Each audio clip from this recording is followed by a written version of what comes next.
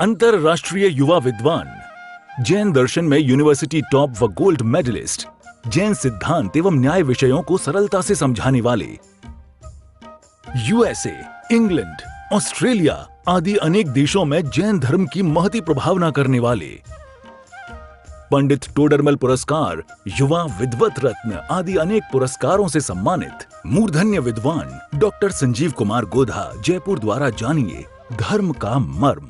इस कार्यक्रम के प्रायोजक हैं श्रीमान वज्रसेन जैन, श्रीमती सुनीता जैन, श्रीमान शोभित जैन, श्रीमती सृष्टि जैन, आत्मार्थी श्वेता जैन और निर्ग्रंथ जैन, महावीर पीवीसी प्रोडक्ट्स, विश्वास नगर, दिल्ली। हरिहंस सिद्ध सूरी उपाध्याय साधु सर्व अर्थ के प्रकाशी मांगलिक उपकारी है, तिनको स्वरूप जान रागते भई जो भक्ति आए को नमाएंगे स्तुति को धन्य धन्य तिन ही ते काज संग आज भरे कर जोड़े बारे बारे वंदना हमारी है, मंगल कल्याण सुख ऐसो हम चाहत है, ओ मेरी ऐसी दशा जैसी तुम्हारी है, मेरी ऐसी दशा जैसी तुम्हारी है, ओ मेरी ऐसी दशा जैसी।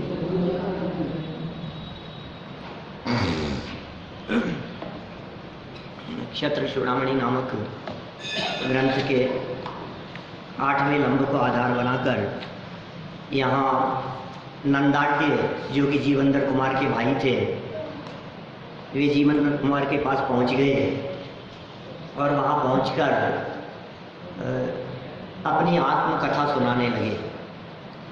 उन्होंने कहा, आपके चले जाने के बाद मेरे परिणाम इतने ज़्यादा आकुलित व्याकुलित हुए कि मैंने आत्महत्या करने का विचार किया। आत्महत्या करने का विचार आ गया मेरे मन में। फिर नीतिकार बतलाने लग गए कि आत्महत्या का विचार अच्छा नहीं है, आत्मघाती महापापी, ये सब बातें कहने लगे। फिर बोले, फिर उस विचार से बाहर कैसे आया कि मुझे गंधर्व दत्ता जो भाभी है उनका विचार आया कि वो अनेक विद्याओं में पारंगत भी है और उनका क्या हाल हो रहा होगा, मुझे उनसे मिलना चाहिए। यह विचार कर ये गंधर्व दत्ता के पास में पहुँचे। कौन? नंदाट्य। गंधर्व दत्ता के पास पहुंचकर उदास थे, क्योंकि भाई जा चुके थे। कहाँ गए थे ये तो पता नहीं था, गायब हो गए थे अचानक ही। अब अचानक गायब हो गए तो ये तो लगता ही है ना कि क्या हुआ। विमान अचानक गायब हो गया आसमान में उड़ता हुआ तो लगता है कि ये तो गया, अब क्या मिलेगा। एक बार जो चला जाए उसका मिलना बहुत कठिन होता है। जितनी खबरें आती है ना गुमशुदा की तलाश वाली, उन खबरों में कोई 1-8% ही ऐसे होते हैं जो मिलते हैं। 99% लोग मिलते नहीं हैं। 99% लोग। जीवंदर कुमार की तलाश भी गुमशुदा के रूप में होने लगी। गायब हो गए अचानक, कहाँ चले गए पता नहीं। उदास थे तो गंधर्व दत्ता ने उनसे यह कहा कि हम लोग बेवकूफ़ हैं जो उनके मोह में व्यर्थ ही अपने परिणामों को बिगाड़ रहे हैं। वास्तविकता तो यह है कि वे जहाँ भी हैं वे सुख शांति से मजे में। ये बात गंधर्व दत्ता ने कही। देखिए आप, फिर आगे बढ़ते हैं अपन, इसी चर्चा को और बढ़ाते हैं। गंधर्व दत्ता द्वारा जीवंदर कुमार का समाचार देना, 19 नंबर का श्लोक है, 381 नंबर पेज है। 381 पेज पर नीचे एक श्लोक दिया है, 19 नंबर श्लोक। प्रतिदेशं प्रतिग्रामं प्रतिग्रह्येव मह्यते विपच्य संपदेहि स्यात् भाग्यं यदि पचेदिमम्। क्या कह रहे हैं? उनकी तो प्रत्येक देश में और प्रत्येक ग्राम में आदर पूर्वक स्वागत के साथ पूजा होती है। विद्या से जान लिया गंधर्व दत्ता ने कि तुम उनके लिए व्याकुल हो रहे हो, उनके लिए परेशान हो रहे हो। तुम्हें मालूम है तो जहाँ जा रहे हैं वहाँ उनकी गांव गांव में पूजा हो रही है। जिस देश जिस प्रांत में पहुँच रहे हैं वहाँ उनका सम्मान हो रहा है। परेशान होने की जरूरत नहीं। इस संदर्भ में पीछे एक नीति बतलाई थी, स्वदेशे पूज्यते राजा विद्वान सर्वत्र पूज्यते। राजा की पूजा अपने ही देश में होती है, परदेश में राजा की क्या कीमत। कौन जाने कौन है और क्या है होगा। कैसे जैसे अपन कह देते हैं ना ऐसा कि सेठ होगा तो अपने घर का होगा, क्या होगा तो होगा वो, उसकी जहाँ चलती है अपने नौकरों पर चला, हमारे ऊपर थोड़ी ना कुछ है। ऐसे राजा होगा तो होगा कहीं का, ऐसा लोग कह देते हैं। लेकिन जिनमें विद्वत्ता होती है, जिनमें ज्ञान होता है, जिनमें समझ और विवेक होती है, वो सब जगह पर पूजे जाते हैं, सर्वत्र सम्मान प्राप्त करते हैं। जीवंदर कुमार राजकुमार थे या न थे ये तो वे स्वयं ही जानते हैं, और तो कोई जानता नहीं। लेकिन बाकी दुनिया के लोग तो ये जानते हैं कि बहुत बुद्धिमान व्यक्ति है। आप देखिए अभी जिस देश में वे मौजूद हैं उस देश के राजा ने भी आखिर उनका बहुमान और सम्मान किस वजह से किया, उनकी योग्यता को देखकर। अपने बालकों को, अपने राजकुमारों को शिक्षा प्रदान करने के लिए उन्हें रख लिया, उन्हें बहुत आदर और सम्मान से अपने यहाँ रखा, यहाँ तक कि अपनी पुत्री का विवाह भी उनके साथ में किया। आखिर क्या देख करके? गुणों को देख करके। तो गुणों को देख करके राजा भी बहुमान किया करते हैं। देखिए आप हमारे जो मुनिराज होते हैं उन मुनिराजों के चरणों में राजा अपना मुकुट धर देता है। कितने भी बड़े से बड़े राजा हो, नरेंद्र तक, चक्रवर्ती नरेंद्र मोदी, इंद्र, हेमेंद्र, ये सब चक्रवर्ती जैसे सम्राट भी मुनिराजों के चरणों में अपना मस्तक धर देते हैं। क्यों? क्योंकि वे जन सामान्य से बहुत विशेष गुण वाले हैं, बहुत विशेष गुण हैं उनमें, जन सामान्य से ज्यादा गुण हैं, गृहस्थों से ज्यादा गुण हैं। और सुनो, वे मुनिराज भी अपना मस्तक जिनेंद्र देव के चरणों में झुकाते हैं, क्योंकि उनमें बहुत गुण हैं। 3 लोक में सबसे अधिक गुण यदि किसी में दिखते हैं, गुणवान यदि कोई दिखते हैं, तो वे 3 लोक के शिखर पर विराजमान होने योग्य वे सिद्ध परमात्मा अरहंत भगवान नमो अरिहंताणम बोल करके जिनका स्मरण करते हैं, नमो से दानम बोल करके जिनका स्मरण करते हैं, ऐसे सिद्ध परमात्मा वे सर्वोत्कृष्ट हैं। और सुनो, वे अरहंत और सिद्ध परमात्मा भी जिसके आगे झुकते हैं, वे भी तो किसी के आगे झुकते हैं। किसके आगे झुकते हैं? बोलो जैन साहब। सिद्ध भगवान वो किसके आगे झुकेंगे? अनंत भगवान किसके आगे झुकेंगे? वो किसको नमस्कार करेंगे? कि सुनो, उनकी प्रतिक्षण उत्पन्न होती हुई परिणति,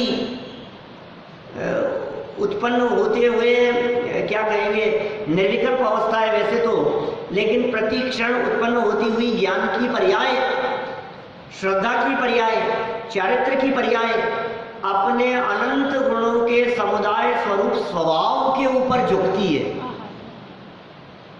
जो परिणति, जो पर्याय अपने स्वभाव का अवलंबन लेती है, वो पर्याय 3 लोक में पूज्य हो जाती है। मैं आपसे पूछता हूँ, उनने क्या किया दुनिया के लिए, ये बताओ। आपको लगता है ना, अरे साहब इन्होंने दुनिया के लिए बहुत काम किया है। आज देखो दुनिया ऐसे नहीं पूछती है इनको, इन्होंने बहुत काम किया है समाज के लिए, इसलिए समाज भी इनके लिए तैयार रहती है गले में माला डालने के लिए। क्यों? क्योंकि इन्होंने बहुत काम किया है समाज के लिए। मैं आपसे पूछता हूँ, हनुमान जी ने क्या काम किया था? भरत जी ने क्या काम किया था? युधिष्ठिर, भीम, अर्जुन ने क्या काम किया था समाज के लिए? नंग अनंग आदि मुनिराज जो मोक्ष गए, उन्होंने क्या काम किया था समाज के लिए? कुछ नहीं। सेठ सुदर्शन ने क्या काम किया समाज के लिए? भगवान बन गए। केवल ज्ञान प्राप्त करके, निर्वाण प्राप्त करके, बोलो। विष्णु कुमार मुनिराज के बारे में तो आप ये कह सकते हो 700 मुनिराजों की रक्षा की थी, लेकिन भगवान अकंपन ने क्या काम किया जगत के लिए?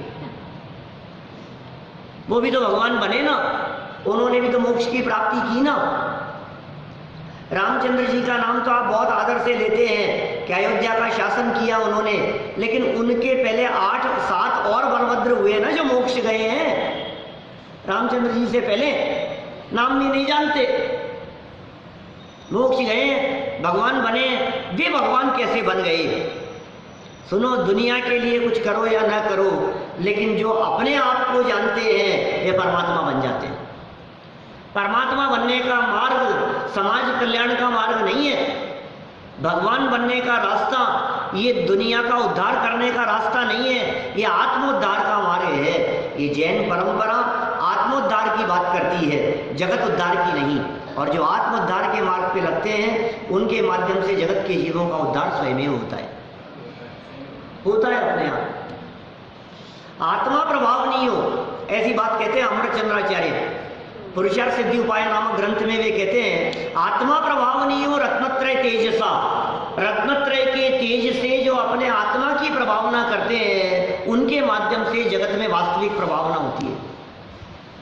यह है असली प्रभावना। सब जगह पूजे जा रहे हैं जीवनधर कुमार, क्यों पूजे जा रहे हैं? अपने गुणों की वजह से। गुण ग्रहण का भाव रहे, अपने गुणों की तरफ ध्यान दो। गुणों का बखान मत करो, लेकिन गुणों को ग्रहण का भाव रहे। दृष्टि न दोषों पर जावे, दोषों की तरफ दृष्टि नहीं जाए, दूसरों के। अपने दोषों को देखकर उन्हें निकालें और दूसरे के गुणों को देखकर उन्हें ग्रहण करने का भाव हमारे हृदय में हो। ये जीवनधर कुमार के हृदय में बराबर ये बात बनी हुई थी, जिसके कारण उनकी पत्नी गंधर्व दत्ता ने यह बात कही कि देखो, जिस प्रदेश में, जिस गांव में जीवनधर कुमार जाते हैं वहां आदर से उनका स्वागत किया जाता है।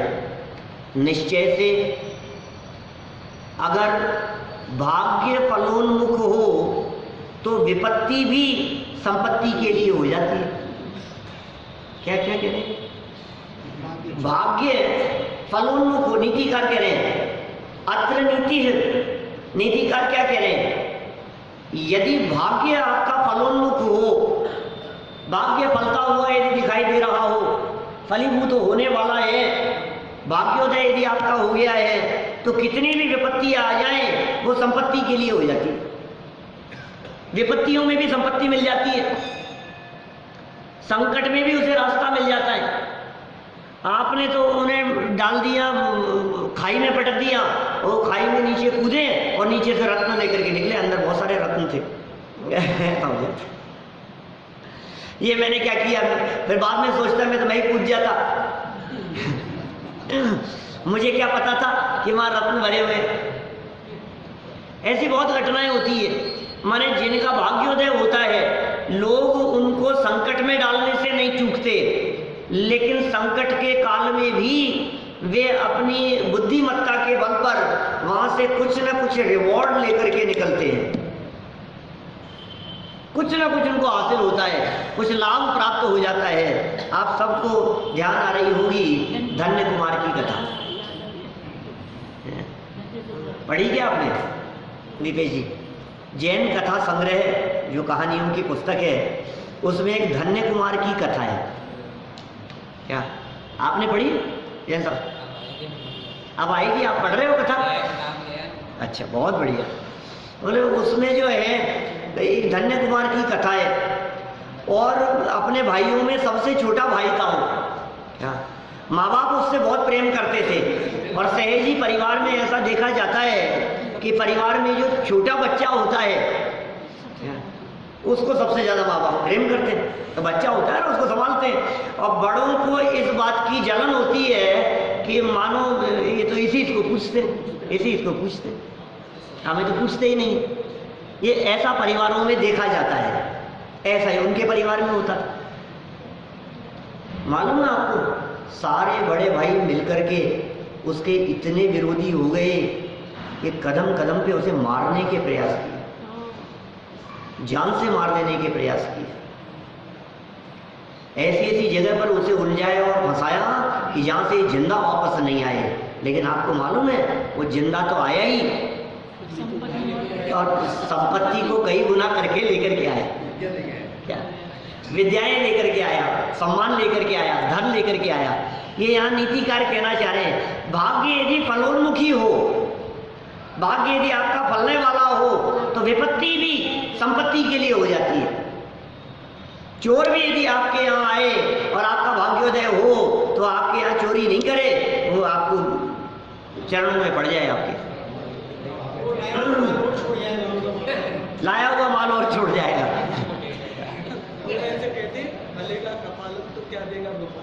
बोलो, ठीक है ना, फलेगा कपालम तो क्या करेगा, क्या देगा गोपालम, ऐसे कह रहे हैं।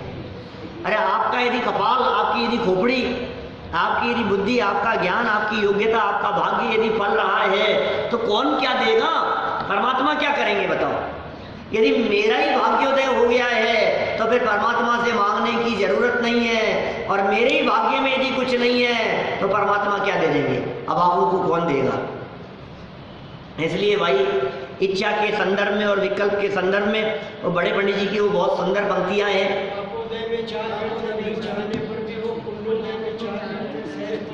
बोलो कितनी सुंदर पंक्ति है। पापोदय में चाह व्यर्थ है, नहीं चाहने पर भी हो, और पुण्योदय में चाह व्यर्थ है, सहज पने मन वांछित हो। कितने कितने सुंदर लाइन। आपका यदि पाप का उदय है, अब आप कितनी भी इच्छा करो क्या होगा, नहीं चाहने पर भी होगा। कितनी भी चाह करते रहो आप, चाह करना ही बेकार है। पाप के उदय में नहीं होगा आपके अनुसार काम, क्योंकि आपके पाप का उदय चल रहा है। पापोदय में चाह व्यर्थ है, नहीं चाहने पर भी हो। तो सब पुण्य के उदय में तो खूब इच्छाएं कर ले अपन कि पुण्य के उदय में भी चाह व्यर्थ है। क्यों? क्योंकि सहज पने मन वांछित हो, अपने आप ही होगा, तुम काहे की चाह करते हो। पुण्य का उदय होगा तो सामने वाला घर आकर के दे करके जाएगा, और पाप का उदय हो तो तुम कितना भी बचाने का प्रयास करो, वो घर में घुस के छीन करके ले जाएगा। बोलो, ताले तोड़ करके ले जाएगा। ये पाप और पुण्य के उदय की ऐसी स्थिति है। यहाँ ये कह रहे हैं जीवनधर कुमार के संबंध में उसका भाग्य फलित होता हुआ नजर आ रहा है। तो जितने विपत्तियों की जगह पर वे पहुंचते हैं, सब जगह पर उनका सम्मान होता जाता है। लगता तो ऐसा है अब उलझ जाएंगे, लग तो ऐसा रहा था कि वो विद्याधरी उलझा रही है, कहीं अटक नहीं जाए, फंस नहीं जाए, लेकिन सद्बुद्धि आ गई। भाग्य इतना अच्छा था, तुरंत कोई विद्याधर आ गया उधर से अपनी पत्नी को तलाशता हुआ, या फिर ऐसा दिखाई देने लगा, कदम कदम पे ऐसा दिखाई दे रहा है। देखो आप इसी बात को आगे सरलार्थ विशेषार्थ में पुनः कहते हैं।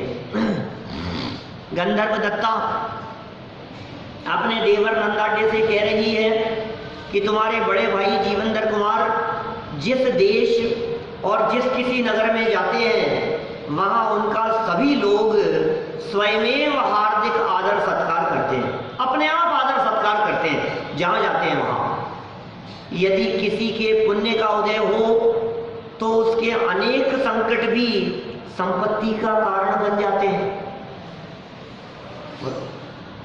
पुण्य का उदय होना, लोगों ने तो सोचा संकट में डल गए, संपत्ति का कारण बन जाएगी। बोलो, अब ये रामचंद्र जी को वहां संकट में डाल दिया, कहाँ 14 वर्ष के वनवास के लिए तो तुमने डाला संकट में, और वहां जगह जगह उनका सम्मान होने लग गया, मित्र बन गए उनके। समझ लो आप, सुग्रीव जैसे लोग मिल गए, सुग्रीव, वाली, हनुमान, ये कैसे कैसे भक्त उनके कहाँ कहाँ मिलते चले गए। एक एक जगह पर उनसे संकट भोगे उन्होंने। हाँ, सीता को उठा करके ले गए थे तो भी क्या हुआ, लंका का राज्य मिल गया। बोलो, राम लक्ष्मण को आखिर वो विपत्ति के काल में भी वो 3 खंड का राज्य मिल ही गया ना, लंकेश को जीतकर। रावण को जीतने की जो परिस्थिति बनी, वो परिस्थिति यदि वो केकई नहीं भेजती, वनवास नहीं देती, तो कैसे मिलती? बोलो। दुख में भी सुख छिपा हुआ है। दुख में भी सुख छिपा हुआ है। तोलिया जी साहब, बात समझ में आई है आपके? हाँ, यानी कि दुख में भी सुख छिपा हुआ है, ऐसा कह रहे हैं। तो आप यदि कोई संकट का काल हो तो उसमें सुख देखो आप। वास्तव में सुख छिपा हुआ क्या है? समझदार लोग अपने विकल्प से, अपनी बुद्धि से उसमें भी कष्ट का अनुभव नहीं करते। सम्यक निर्णय और सम्यक विकल्प पूर्वक, सम्यक चिंतन पूर्वक उस दुख की घड़ी में भी वे तकलीफ का वेदन नहीं करते। ऐसा हो जाता है। देखो विशेषार्थ, पुण्योदय और अनुकूलता का कोई ऐसा ही आश्चर्यकारी निमित्त नैमित्तिक संबंध है। पुण्य का उदय हो तो अनुकूलताएं मिलती है। पुण्य कर्म के उदय काल में जीव लोहे को स्पर्श करे तो वो भी सोना बन जाता है, और पाप का उदय हो तो सोना भी लोहा बन जाता है। क्या करो बोलो? कहते हैं ना, अभी तो क्या इसके सितारे गर्दिश में हैं, ऐसी बातें चलती है। इनका सिक्का चल रहा है अभी तो, इसके सितारे। अभी तो मोदी के जो सितारे हैं ना, वो जहां हाथ डालता है, जहां काम करता है, वहां कहीं उम्मीद नहीं दिख रही थी उसके जीतने की, और देखो आप उसके सितारे। दुनिया भले ही कितना भी कहे, कुछ भी कहती रहे, लेकिन वो सब जगह पर उसको सफलता मिल रही है। ऐसे ही कह रहे हैं, जिसके सितारे तेज होते हैं, जिसका उदय पुण्य का तीव्र होता है, कहते हैं ये जहां हाथ डालता है, ये तो मिट्टी में भी हाथ डालता है, वो सोना बन जाता है। हार के वालों के देखो आप सितारे, आप सुनो, आपके साथ में थे पहले क्या? हार के मार्बल वाले जो माइंस खरीदते हैं, जो जमीन खरीदते हैं, एक व्यक्ति जो जमीन बिक नहीं रही है, कोई खरीदने वाला नहीं है, नुकसान में जा रही है, घाटे में जा रही है, क्या करें? ये इस जगह पर कौन जमीन खरीदेगा? गलत जगह ले ली, फंस गए हम, और नुकसान में खाकर के उसने बेच दी। और जिसने खरीदी उसने उसी जगह पर खरीदने के बाद में उस जगह के दाम इतने बढ़े तो कॉलोनी बस गई वहां। लो, 100 गुना हो गया उसकी कीमत। ये क्या हुआ? और जिसने बेची थी वो सर पकड़ता है, यार मैं ही रख लेता कि तूने जो 10 साल से रखी हुई थी, क्या हुआ? नहीं था तरीके से, तेरे भाग्य में नहीं था। देखिए, सोना लोहा बन जाता है, लोहा सोना बन जाता है स्पर्श मात्र से। जीवनधर कुमार के पूर्वबद्ध पुण्योदय के कारण उन पर आए हुए सभी संकट संपत्ति रूप से ही परिणत हो रहे हैं। संपत्ति रूप से परिणत हो रहे हैं सारे के सारे संकट। भाभी गंधर्व दत्ता का नंदाढ़ को प्रेरणा देनी, बहुत बुद्धिमान है। देखो आप, बुद्धिमान लोगों की पत्नियां भी बुद्धिमान होती है क्या? बहुत ही गंधर्व दत्ता कम होशियार है कि भाग्यशालियों को भाग्यशाली मिलते हैं क्या? वो उनका भाग्य भी उनके साथ में जुड़ा होता है ना। ऐसा थोड़ी ना दीपेश जी, आपका भाग्य अलग हो और वाइफ का भाग्य अलग हो, ऐसा थोड़ी ना होता है। भाग्य तो साथ साथ ही चलता है। क्यों मास्टर साहब? एक ही घर में रहना है, एक ही गाड़ी में घूमना है, धन संपत्ति वैभव एक जैसा ही है। गवर्नमेंट की निगाह में भले ही आपकी इनकम टैक्स की फाइलें अलग अलग हो, लेकिन उसके बावजूद भी भोगने की दृष्टि से तो दोनों का एक साथ ही चलता है। तो ऐसा नहीं है कि एक के तीव्र पाप कर्म का उदय हो और एक के तीव्र पुण्य का उदय हो। भाग्य एक दूसरे से जुड़े रहते हैं। तो क्या? हाँ, थोड़ा बहुत तो फर्क पड़ता ही है ना। पर इतना तो फर्क पड़ता ही है कि एक को एसी नहीं सुहाता है और एक को सुहाता है। एक को गर्मी लगती है और एक को ठंड लग रही है। ये तो है जीव नाना कर्म नाना लब्धि नाना विधि कहे, अतएव वर्जित वाद है निज पर समय के साथ भी। नियम सार की गाथा है। नियम सार में आचार्य कुंद स्वामी कह रहे हैं कि सुनो भाई, कितने भी आपके भाग्य एक दूसरे से मिलते हुए नजर आवे, लेकिन उसके बावजूद भी प्रत्येक व्यक्ति का परिणाम, प्रत्येक व्यक्ति का उदय अपना अपना ही होता है। हर जीव अलग अलग है, सबका सुख दुख न्यारा न्यारा होता है। और वो तो यहाँ तक जाकर के कहते हैं भिन्नता की बात करते हुए कि दो व्यक्तियों के परिणाम आपस में मिलते ही नहीं हैं। कैसे मिलेंगे बताओ? क्योंकि वो अतीत और अनागत को देख करके बात करते हैं। हमने जो बात कही अभी, ये वर्तमान को देख करके बात कही, वर्तमान परिस्थितियों को देख करके बात कही। बोलो, घी वालों के रास्ते में रहने का जो कष्ट है कि अनुकूलता है, ये दोनों पति पत्नी साथ ही तो भोग रहे हैं, एक ही जगह तो रह रहे हैं। अब आज चाहे वो ट्रैफिक की समस्या हो, चाहे भीड़ भाड़ की समस्या हो, चाहे पानी नहीं आने की समस्या हो, है कि मेन बाजार के अंदर बाहर निकलते ही सब्जी मंडी मिल जाती है, सब्जी मिल जाती है, तो आपको अनुकूलता जो भी है वो साथ ही तो है, एक जैसा ही तो है। बड़ा मंदिर बाद में मिल जाता है। बोलो, ये भी तो पुण्य का उदय दिखता है ना। तो मेरा कहने का मतलब ये है, यदि आप ये अनुकूलता प्रतिकूलता वर्तमान भाव की देखो तो साथ साथ में दिखाई दे रही है। लेकिन आचार्य कुंद कुंद स्वामी कह रहे हैं, जहां से आए हो वो जगह अलग अलग थी, और मर करके जहां जाओगे वहां अलग अलग होगी। तुम्हारा ये साथ तो थोड़े समय मात्र का है। कितने समय मात्र का साथ है? बोलो, कुछ दिनों का। 2 दिन के मेहमान जगत में, बोली बिगाड़े कौन सो, हम बैठे अपनी मौन सो। हम किससे बोल बिगाड़े, हम वचन किससे बिगाड़े? बहुत पुराना भजन है, प्राचीन भजन। किसका है तो मैं भूल गया, अंतिम लाइन में कहीं होगा। दौलत राम जी का, बुद्धचंद जी का, भागचंद जी का, ऐसे पुराने कवियों में से किसी का लिखा हुआ भजन है। 2 दिन के मेहमान जगत में, बोली बिगाड़े कौन सो। हम किससे वचन बिगाड़े? वचने किम दरिद्रता, ऐसा कहा करते थे हमारे प्राचार्य जी थे ना, गुलाब चंद जी साहब, वो ऐसा कहा करते थे, वचने किम दरिद्रता, बोलने में दरिद्रता क्यों, ये बताओ। ऐसी कहावत भी चलती है, मन के लड्डू फीके क्यों। क्या बोलो, मन में दरिद्रता है, बोलने में दरिद्रता है। बोलने में दरिद्रता का क्या काम है? उदार हृदय से बोलो। किसी की प्रशंसा करे और प्रशंसा करते समय भी कंजूसी रखे, तो यार तू करे ही मत, तो नहीं करे जो ही अच्छा है। उदारता होनी चाहिए, मुक्त कंठ से बात निकलनी चाहिए। किसी की प्रशंसा की बात हो, किसी की महिमा की बात हो, किसी का गुणानुवाद करने की बात हो, तो ये सब बहुत उदार हृदय से होनी चाहिए। तो मन के जो विकल्प हैं उस संबंध में यहाँ बात कही जा रही है। हम ये कह रहे हैं कि देखो आप, ये भाभी जो है ये बुद्धिमान है। यहाँ से बात घूम गई थी, कितनी बुद्धिमान है, कदम कदम पे नंदाडे को संभाल रही है। ऐसा लगता है ये तो वो क्या महारानी कौन थी, झांसी की रानी लक्ष्मीबाई जैसी बहादुर दिख रही है। तो पति चले गए, कहीं गायब हो गए, उसके बावजूद डर नहीं रही है, इन्हें कोई घबराहट नहीं हो रही है, उल्टी शिक्षा दे रही है नंदाड्य को। देखो आप, नई शिक्षा, नई प्रेरणा। दृष्टुमिच्छति चेद्वत्स तम जनम तव पूर्वजम किम नु ताम्यसि गम्ये क्वनु पापा हि भामिनी। क्या कह रहे हैं? देखो इसका एक कारण एक और है।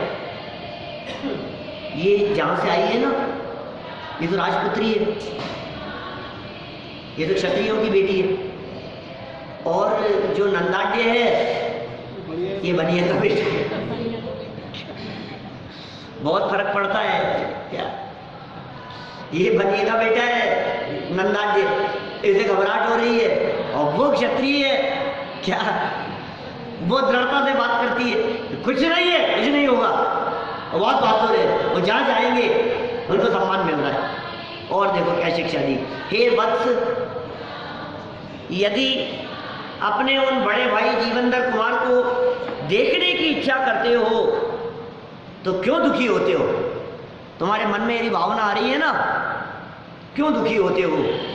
जाओ, अर्थात मैं तुम्हें विद्या के प्रभाव से उनके समीप पहुंचा देती हूँ, किंतु हम पापिनी स्त्रियों का क्या, हम तो जहाँ हैं वहीं ठीक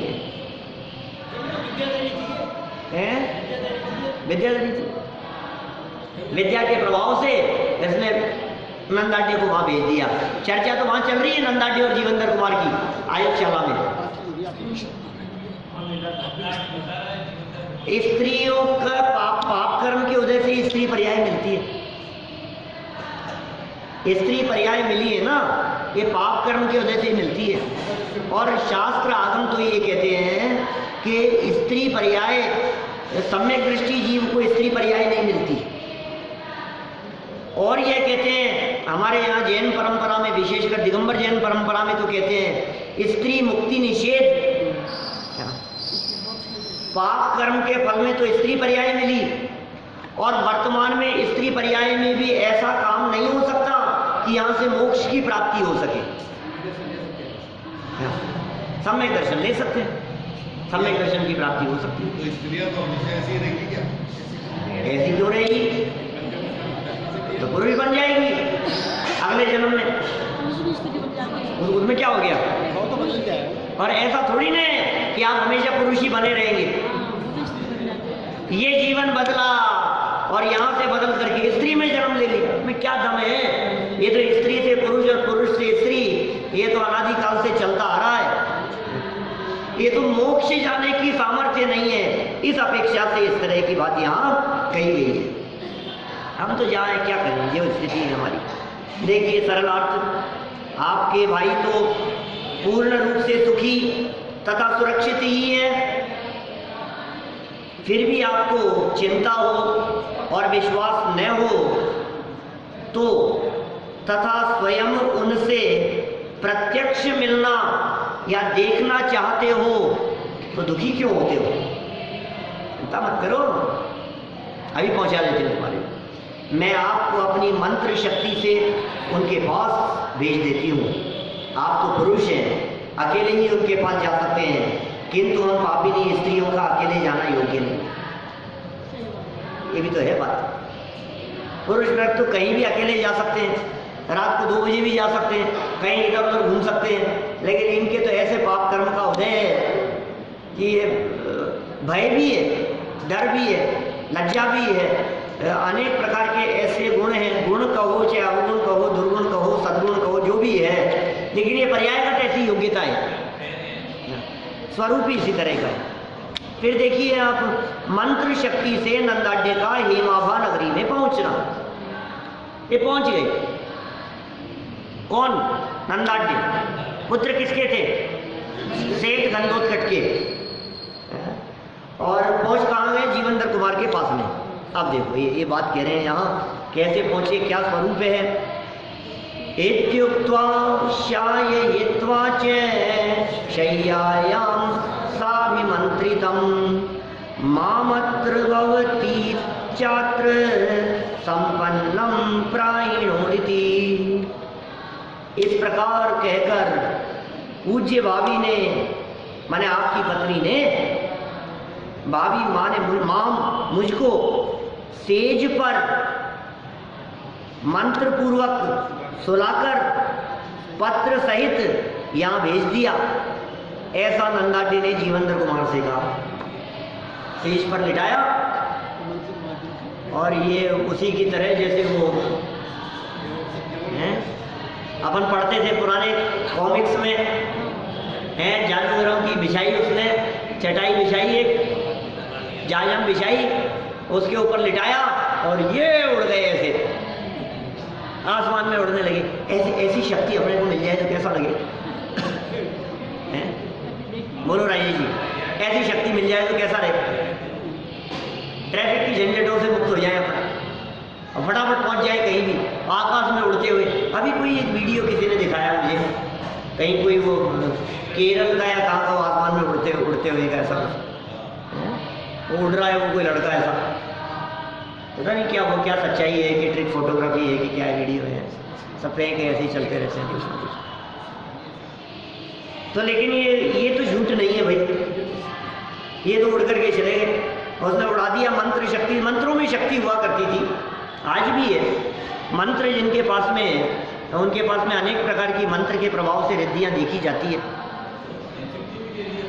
हाँ, चिट्ठी नहीं भेजी, अरे पत्र नहीं भेजा, पत्र की जैसे भेज दिया। जैसे पत्र लिख करके कहीं भेज देते हैं ना, कि मानो वो इस नंदाड्य को इस तरह से रवाना कर दिया जैसे चिट्ठी भेजी जा रही है। ये भेज दी चिट्ठी, जैसे कबूतरों के हाथ चिट्ठी भेज दी जाती थी, ऐसे उसको लेटा करके यहाँ से बांटा। पत्र भी भेजा है, पत्र भी भेज, देख लो साहब, पत्र के साथ में है क्या ये? अच्छा पत्र सहित है, पत्र के साथ में भेजा है। चलो देखो नंदाड्य ने जीवंदर कुमार से कहा, क्या कहा? इस कार्यक्रम के प्रायोजक हैं श्रीमान वज्रसेन जैन, श्रीमती सुनीता जैन, श्रीमान शोभित जैन, श्रीमती सृष्टि जैन, आत्मार्थी श्वेता जैन और निर्ग्रंथ जैन, महावीर PVC प्रोडक्ट्स, विश्वास नगर, दिल्ली।